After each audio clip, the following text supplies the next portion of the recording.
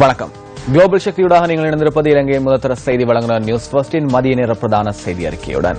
கொழும்பில் அமைந்துள்ள நியூஸ் ஃபர்ஸ்டின் பிரதான கலையகத்திலிருந்து உங்களை சந்திக்கும் நான் ஜோடின் சிந்துஜன். விரிவான செய்திகளுக்கு செல்லும் முன்னர் முதலில் தலைப்புச் செய்திகள். வரவு செலவு திட்டம் தொடர்பில் 2 புத்தகங்களை சமர்ப்பித்தமையால் சபையில் அமளி துமளி. வித்யாவின் கொலையுடன் தொடர்புடைய சந்தேக நபர்களின் விளக்கமறியல் நீடிப்பு. மூதூரிலிருந்து கட்டுநாயக்க சர்வதேச விமான நிலையத்திற்கு நேரடி பஸ் சேவை. தொடர்வது விரிவான செய்திகள். சபையில் ஏற்பட்ட அமைதியின்மையால் பாராளுமன்றத்தை 10 நிமிடங்களுக்கு ஒத்திவைக்க சபாநாயகர் தீர்மானித்துள்ளார். இரவு வரவு செலவு திட்டம் தொடர்பிலான 2 புத்தகங்களை அரசாங்கம் சமர்ப்பித்துள்ளதாக எதிர்க்கட்சி சுமத்திய குற்றச்சாட்டை அடுத்து சபையில் அமளி துமளி இடம்பெற்றது. நிதியமைச்சர் கடந்த வெள்ளிக்கிழமை வரவு செலவு திட்டத்தை சமர்ப்பிக்கும் பொழுது ஒரு புத்தகம் வெளியிடப்பட்டதுடன் இன்று மீண்டும் மற்றொரு புத்தகம் பாராளுமன்ற உறுப்பினர்களுக்கு வழங்கப்பட்டுள்ளதால் இது சரியான புத்தகம் என பாராளுமன்ற உறுப்பினர் தினேஷ் குணவர்தன கேள்வி எழுப்பியுள்ளார். තවත් පොතක් අපිත් රටත් මන්ත්‍රීවරුණොත් අවධානය යොමුකොට අධ්‍යයනය කරමින් විවේචන පවා දේශීය හා ජාත්‍යන්තරව ඉදිරිපත් වී තිබෙනවා. ඉතින් මේ ඉදිරිපත් කරලා තිබෙන පොත සහ අද දින ඉදිරිපත් කරන පොත අතර මොකක්ද පවතින වෙනස කියලා ගරු මුදල් ඇමතිතුමා මේ සභාවට දැනුම් දීම යුතුයකමක් කොටස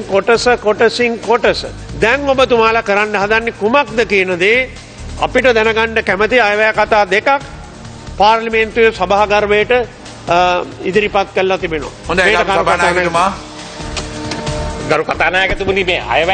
இரண்டு புத்தகங்களின் உள்ளடக்கத்தில் வித்தியாசம் காணப்படுவதாக எதிர்க்கட்சியின் பிரதம கொறடா அனுரகுமார திசாநாயக்க சுட்டிக்காட்டியுள்ளார்.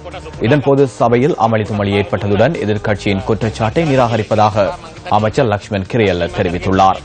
எனினும் இந்த விடயம் தொடர்பில் போதிய தெளிவினை பெற்றுக் கொள்வது அவசியம் என்பதால் சபையை 10 நிமிடம் ஒத்திவைக்க சபாநாயகர் தீர்மானித்தார்.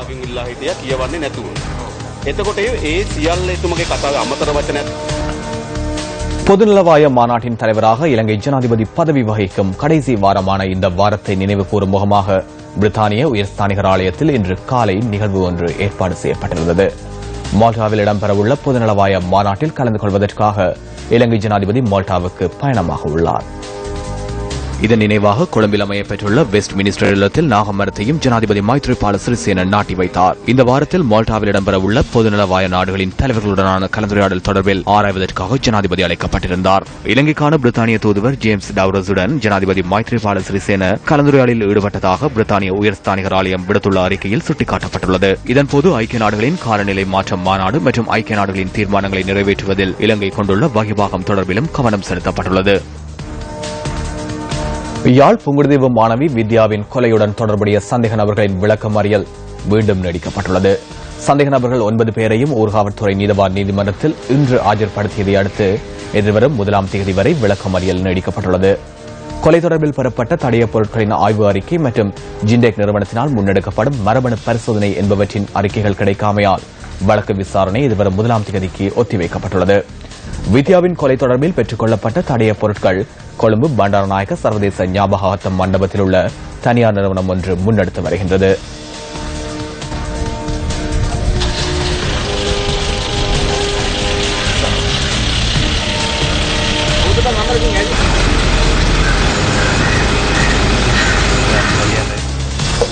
அவிசாவளியிலிருந்து கொழும்பு நோக்கி பழைய வீதியூடாக பயணிக்கும் தனியார் பஸ்கள் சேவையை இடைநிறுத்தியுள்ளன. அதற்கமைய பழைய வீதியூடாக அவிசாவளி, ஹாங்வெல்ல, கடுவல மற்றும் லபுகமா ஆகிய பகுதிகளிலிருந்து கொழும்பு கோட்டை நோக்கி பயணிக்கும் அனைத்து பஸ்களும் சேவையை இடைநிறுத்தியுள்ளதாக தனியார் பஸ் உரிமையாளர்கள் சங்கத்தின் தலைவர் கேமரு விஜயரத்ன தெரிவித்துள்ளார். மீதொட்டுமுள்ள டிப்போவிட் குறித்தான இலங்கை போக்குவரத்து சபை பஸ்களினால் ஏற்படும் இடையூறுகள் காரணமாக இந்த தீர்மானம் எடுக்கப்பட்டுள்ளதாகவும் அவர் மேலும் குறிப்பிட்டார்.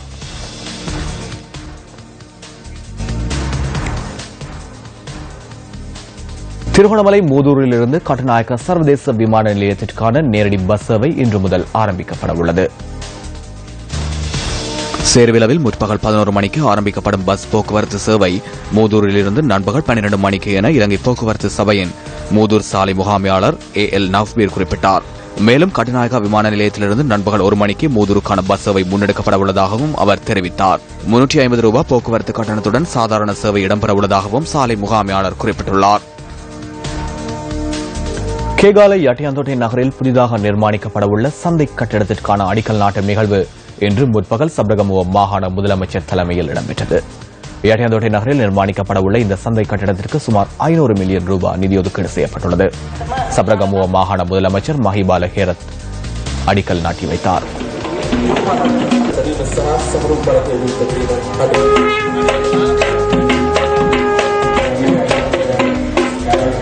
இந்த நிகழ்வில் அரசியல் பிரதிநிதிகள் மற்றும் பொதுமக்கள் என பலரும் கலந்து கொண்டிருந்தனர்.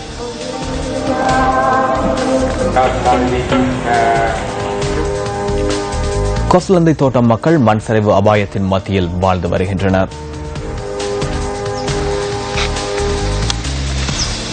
மண் சரிவினால் பல உயிர்கள் காவு கொள்ளப்பட்ட கொஸ்லந்தை மீரியபெத்தவிலிருந்து சுமார் 200 மீட்டர் தூரத்தில் இந்த பகுதி உள்ளது. இந்த பகுதியில் சுமார் 70 குடும்பங்களைச் சேர்ந்த 250 பேர் வசித்து வருகின்றனர். கடந்த 1 வருட காலமாக இந்த பகுதி மக்கள் மண் சரிவு அபாயத்தின் மத்தியில் தமது வாழ்க்கையை கொண்டு நடத்துகின்றனர். 100 மில்லிமீட்டருக்கும் அதிகம் மழை வீழ்ச்சி பதிவாகும் சந்தர்ப்பத்தில் வீடுகளில் இருந்து வெளியேறி பாதுகாப்பு இடங்களுக்கு செல்லுமாறு இடர் முகாமைத்துவ நிலையம் தெரிவித்துள்ளது. இவ்வாறான சந்தர்ப்பங்களில் கொஸ்லந்த தேயிலை தொழிற்சாலையில் தற்காலிகமாக இந்த மக்கள் தங்குகின்றனர். எனினும் பாதுகாப்பாக தங்கும் இந்த இடத்திலும் மண் சரிவு அபாயம் ஏற்படக்கூடிய சாத்தியக்கூறுகள் அதிகம் காணப்படுகின்றன. நேற்று 3 மணிலிருந்து 6 மணி வச்சு மழை பெஞ்சிச்சு. 6 மணிக்கு தான் சொன்னாங்க. அப்போ இந்த மலையில சின்ன பிள்ளைகளை எடுத்துக்கிட்டு எப்படித்தான் போறது, ஃபேக்டரிக்கும் போக இயலாது. ஏன்னா அங்கிட்டும் அந்த பக்கட்டும் போற மாதிரி வெடிப்பு இருந்திருக்கு, இங்கிட்டும் போயிட்டு தான் இருக்குது. 2 சைடுக்கும் போக இயலாது எங்களுக்கு. இந்த மாதிரி நாங்க மழை பெய்யுற நேரம் மட்டும் சொன்னாப்புல நாங்க எப்படி போறது? இந்த 1 வருஷமா நாங்க பட்டுக்கிட்டு இருக்கோம். அந்த சிலி போன காலத்துல இருந்து இன்ன வரைக்கும் பிள்ளைங்களை எல்லாத்தையும் தூக்கிட்டு அங்கிட்டும் இங்கிட்டும் நாங்க ஓடிக்கிட்டு தான் கிடக்குறோம். இன்னமும் போக சொன்னா நாங்க எங்க போயிருப்போம்? எங்களுக்கு ஒரு நிலவரமும் இல்லை. எங்களுக்கு மேலதான் சிலிப் போயிருக்கு. அதுல வருது வெள்ளம், அப்படி வருது தண்ணி, லைட்டுக்கெல்லாம் தண்ணி பூந்துருது. இது இருப்பாடு இத்தனை மணிக்கு நாங்கள போக சொன்னா நாங்க எங்க போய் நிக்கிறது? ஸ்டோருக்கு போக சொன்னா ஸ்டோர்ல எங்களுக்கு அங்க சிலிப்பு, அங்கனைக்கு பெரிய பெரிய கல்லுக வந்துருச்சு. இப்ப அங்கனைக்கும் போக சொல்லி இருந்தா அங்கே ஒண்ணு நடந்துச்சுன்னு சொன்னா நாங்க என்ன செய்யறது? கடந்த 1 வருட காலமாக மண் சரிவு அபாயத்தின் மத்தியில் தாம் வாழ்ந்து வருவதாகவும், எனினும் அதிகாரிகள் எவரும் நிரந்தர தீர்வினை பெற்றுத்தரவில்லை எனவும் மக்கள் குற்றம் சுமத்துகின்றனர்.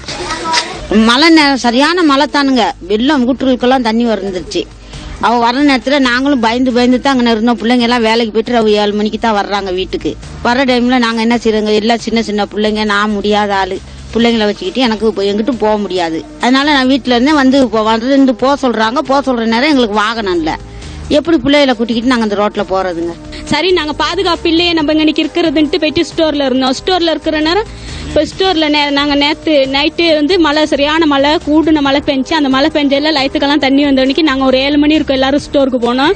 எல்லாரும் போயிட்டு ஸ்டோர்ல இருக்கிறன்னா திடீர்னு சத்தம் கட்டிக்க அங்க கல்லெல்லாம் எல்லாம் ரோட்டுக்கு வந்து எந்த நாளைக்கு இதுதான் இது தீர்வா? 1 வருஷம் காலம் முடிஞ்சிருக்கு இந்த சிலிப் போயிட்டு. இந்த 1 வருஷ காலத்துக்கும் தீர்வு இதுதானா? போய்கிட்டே தான் இருக்கும். இப்படியே தான் அந்த மலையக மக்கள் இப்படியே தான் கஷ்டப்படணுமா? தமது உறவுகளை இழந்து 1 வருடம் நிறைவடைந்த நிலையிலும் அரசாங்கத்தினால் வழங்கப்பட்ட வாக்குறுதிகள் இன்னமும் செயலுறுப்பெறவில்லை.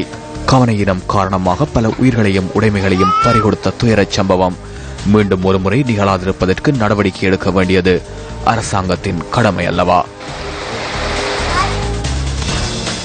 மலையகத்தில் தொடர்ச்சியாக பெய்து வரும் கனமழை காரணமாக அக்கரப்பத்தனை சின்னத்தோட்டம் பகுதியில் உள்ள வீடுகள் சிலவற்றிற்கு சேதம் ஏற்பட்டுள்ளது.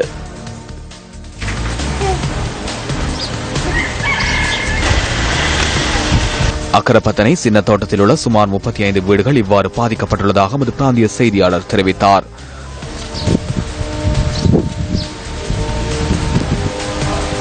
வீடுகளின் சுவர்கள் நிலங்களில் வெடிப்பு ஏற்பட்டுள்ளதுடன் சில வீடுகள் உடைந்து விழும் அபாயத்திலும் உள்ளது. இப்ப நாங்க ஒரு 10 வருஷமா காலமாக வந்துங்க சார். வந்த காலத்துல இதோட ஒரு 3 முறை போல வந்திருக்கேன் மனுஷனுங்க. இது வரைக்கும் ஒரு தகராறு கொடுத்தது இல்லையே. இது வரைக்கும் எங்களுக்கு ஒரு சிமிரி மட்டும் கொடுத்தவங்க பாக்குறாங்க, ஆனா ஒன்றும் செய்ய மாட்டாங்க. ஆனா எங்களுக்கு எலெக்ஷன் டைம்ல மட்டும் வராங்க, உங்களுக்கு அதை செஞ்சு தரோம் இதை செஞ்சு தரோம்னு சொல்றாங்க. நாங்க ஒவ்வொரு நாளும் பயந்து மழை காலத்தை பயந்து ஒவ்வொரு நாளும் வாழ்றோம். அவைக்கு தூங்கும்போது நிம்மதி இல்லைங்க. கொஞ்சம் இதோட 3-4 வீடுகள் உடஞ்சி போயிடுச்சுங்க. யாராலும் எங்களுக்கு எந்த இதுவுமே செஞ்ச பாடல இது வரைக்கும். எத்தனையோ தடவை இந்த மாதிரி மண் சரி வெயில் வந்தோன்னைக்கு அப்படியே விட்டாச்சு, மழை வந்தோன்னைக்கு இந்த பிரச்சனை வருது. இதுக்கான முடிவு அரசாங்கத்தால தான் எங்களுக்கு செஞ்சு கொடுக்கணும். நாங்கள் கோபமாகவும் கேட்கல, தாழ்வையாக கேட்குறோம். கடந்த வாரம் பெய்த கடும் மழை காரணமாக இந்த மக்கள் வீடுகளில் இருந்து வெளியேறி வேறு இடங்களில் தங்கியிருந்தனர். பின்பக்கமும் முன்பக்கமும் இடிஞ்சு கிடக்கு வந்து பாக்குறாங்க. பார்த்துட்டு இதுவரைக்கும் இந்த அரசாங்கம் எங்களுக்கு எந்த உதவியும் பண்ணல. கூட மழை பெஞ்சா மடுவத்துல போயிட்டு இருக்க சொல்றாங்க. தேர்தல தானே எந்த கட்சியும் தேர்தல மந்திரி தேர்தல தானே நாங்க இந்த லைத்துக்காரையில இருந்துகிட்டு இப்படி சாகணும். அப்ப அவங்களுக்கு சம்பாரிச்சு கொடுக்கணும். சம்பாரிச்சு கொடுக்க என்ன பிரச்சனை? ஓட்டுக்கு மட்டும் வரணும். அப்ப நாங்க இதுல இந்த தேர்தல் உழைச்சி இது உள்ளே மண் உள்ளே மூடுங்களா இல்ல சரிஞ்சு வந்து பாருங்க. எல்லாம் டாய்லெட் இல்ல, வீடு இல்ல, வீடு எல்லாம் வெடிச்சு போய் கிடக்குது. பிள்ளைங்க படிக்கிற பிள்ளைகள் படிக்க இல்லாம இருக்கு. தவைக்கெல்லாம் தூக்கம் இல்ல, வேலைக்கு போயலாது. பாதிக்கப்பட்ட தமக்கு இதுவரை எதுவித நிவாரணங்களும் கிடைக்கவில்லை என மக்கள் விசனம் வெளியிடுகின்றனர். அம்பாறை கல்முனை நகரில் உள்ள கட்டாக்காளி மாடுகள் பிடிக்கப்பட்டு தண்டப்பணம் மறவிடப்பட்டது.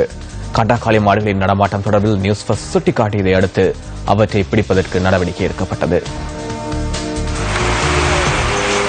கல்முனை நகரில் நடமாடும் கட்டாக்காலி மாடுகளினால் விபத்துக்கள் பல இடம்பெற்றதுடன் உயிரிழப்புகளும் பதிவாகியுள்ளது. கல்முனை பொதுச்சந்தையில் மரக்கரைகளை மாடுகள் உண்பதால் வர்த்தகர்களும் பெரும் சிரமங்களை எதிர்நோக்கினர். இந்த பிரச்சினை தொடர்பில் நியூஸ் ஃபர்ஸ்ட் செய்தி வெளியிட்டதுடன் கல்முனை மாநகர சபை ஆணையாளரின் கவனத்திற்கும் கொண்டு வந்தது. இதனை அடுத்து உடனடியாக கட்டாக்காலி மாடுகளை பிடிப்பதற்கான நடவடிக்கை மேற்கொள்ளப்பட்டது. இதனை அடுத்து நகர் பகுதியில் உள்ள கட்டாக்காலி மாடுகள் பிடிக்கப்பட்ட இன்றைய தினம் 2000 ரூபாய் தண்டப்பணம் அறவிடப்பட்டு உரிமையாளர்களிடம் ஒப்படைக்கப்பட்டதுடன் எச்சரிக்கையும் விடுக்கப்பட்டுள்ளது.